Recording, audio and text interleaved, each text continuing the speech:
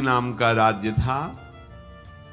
वहां के राजा हंसध्वज जी थे, उनके पुत्र थे श्री सुधन्वा जी।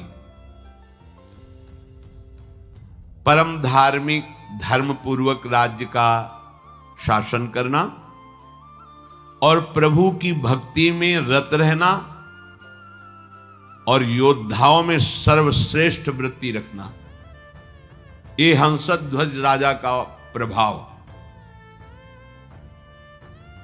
पूरी प्रजा को अपने पुत्र की तरह पालन करना। राजा पूरे देश का पिता है और प्रजा पुत्रवत राजा के द्वारा पोषित होती है। जो प्रभु का भजन करते हैं, ये न समझा जाए कि वो गरीब ही लोग भजन करते हैं, भिखारी लोग भजन करते हैं, ऐसा नहीं।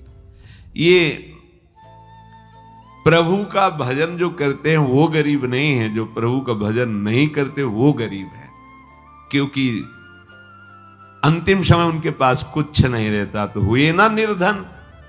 और जो भजन करते हैं वो माला माल होकर के यहां से जाते। परम धन राधा नाम, खूब जमा है राधा नाम, अब उनको आनंद ही आनंद प्राप्त होगा।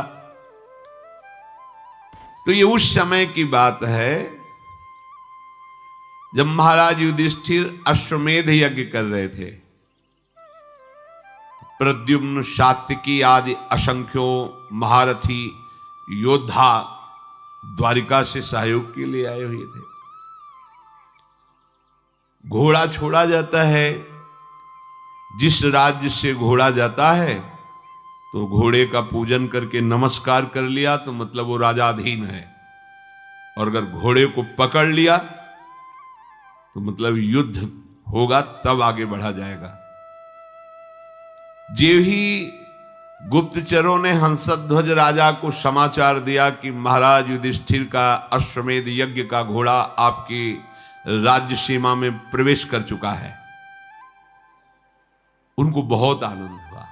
अहो भाग्य, जिनकी हम आराधना कर रहे थे भगवान जरूर दर्शन देंगे, क्योंकि ये पांडवजन महाभागवत हैं और इनको जरा भी कोई कष्ट देना चाहे तो भगवान व्याकुल होकर उपस्थित हो जाते हैं। गुप्तचरों से पूछा कि क्या भगवान श्री कृष्ण भी हैं? बोले उनके तो दर्शन नहीं हुए, पर हां द्वारिका की सेना भी उपस्थित है, तो उनका दर्शन जरूरी है। वैसे अगर वो होते तो घोड़े का पूजन करते और प्रभु के दर्शन कर लेते, पर प्रभु नहीं है तो अब दूसरा उपाय करना पड़ेगा दर्शन के लिए। आदेश किया महाराज युधिष्ठिर के अश्वमेध को पकड़ लिया जाए। पकड़ लिया गया। जे ही पकड़ा गया तो अब इतने महान महान महारथी, साथ में अर्जुन जी भी हैं, सात्विकी जी हैं, प्रद्युम्न जी, बड़े बड़े महारथी। हर्षपूर्वक युद्ध का जयघोष किया गया। हंसध्वज जी ने आदेश कर दिया तत्काल सेना उपस्थित हो। अगर तनिक भी विलंब किया गया तो खौलते हुए कड़ाह में उसे डाल दिया जाएगा। नगाड़े की ध्वनि पूरी होते होते पूरी सेना नगर के बाहर आ जानी चाहिए।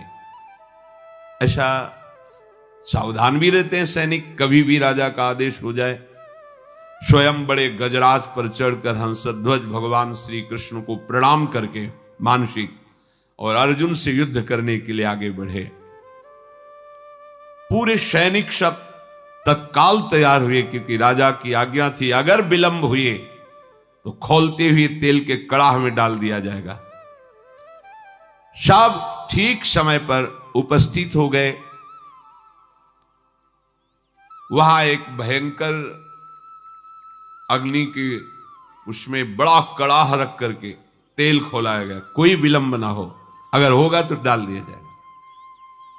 जितने भी वीर योद्धा थे सब उपस्थित हो गए, लेकिन राजा के पुत्र जो सुधन्वा जी थे, ये बड़े भगवान के नाम जापक भक्त थे, हर समय नाम जप करते रहते थे।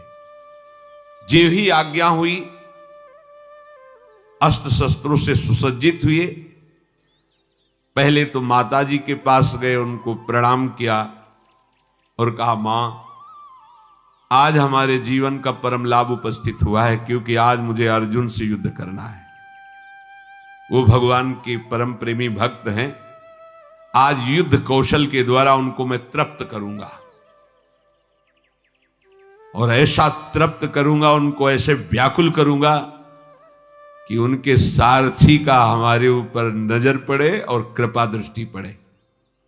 उनको आना पड़ेगा, पर हो सकता है हम वापस ना आए। इसलिए आपसे आशीर्वाद मांगते हैं कि मेरे मन की जो कामना है कि अर्जुन को तृप्त करूं और भगवान का साक्षात्कार करूं, वो पूर्ण हो।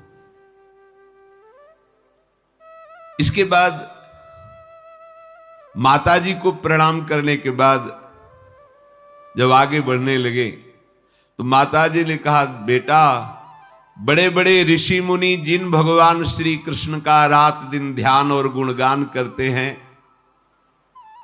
मुझे तो उनका दर्शन होना संभव लगता है,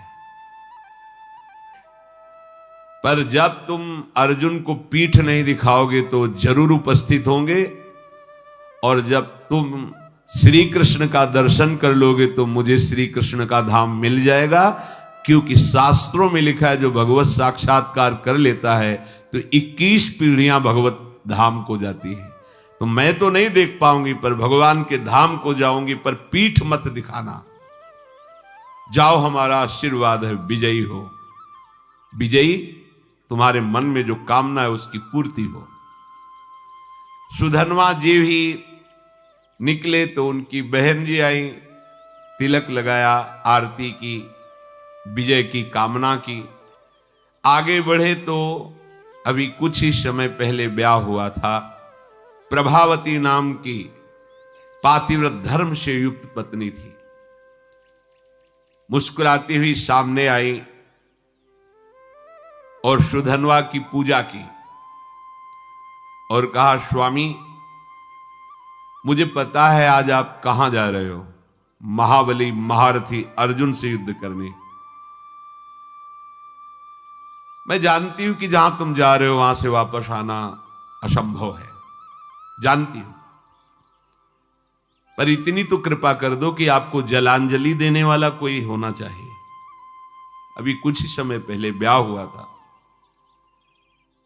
सुधनवा ने कहा, तुम धैर्य रखो, श्री कृष्ण के बल से मैं अर्जुन को परास्त करके शीघ्र ही वापस आऊंगा।